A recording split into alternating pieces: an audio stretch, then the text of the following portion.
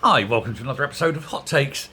Yesterday I did a video where I pointed out that the HMRC had hired 30 new civil servants whose job was to work on DEI, or IED, I think as they call it, whatever they call it, DIE, that'll be it.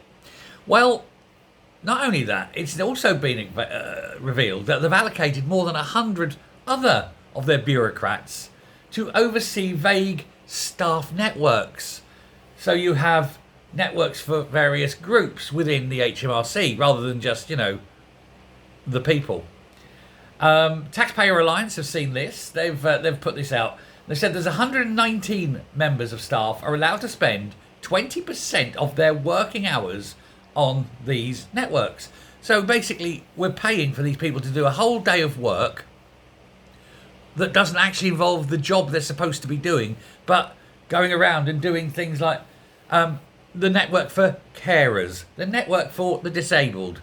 So if you are a carer or a disability, or you're disabled in the HMRC, you have a special network where you can meet people and talk to it, even though everybody is completely different in what they care for, who they care for, why they do it, etc.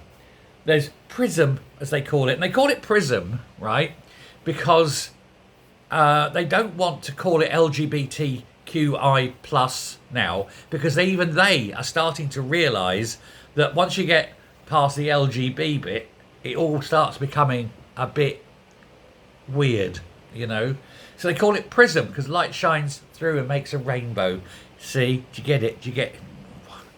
Anyway, so it's the gay, lesbian, bi, queer, trans, ped network. Then you have, even though they're all completely different, every one of those letters is something different, isn't it? They're not intermixable. If you're a gay man, you're not going to be interested in seeing a woman who dresses as a man. You know what I mean? If you're a lesbian, you're not interested in a man who dresses as a woman. Yeah? They've got one on race, even though there's all these different races.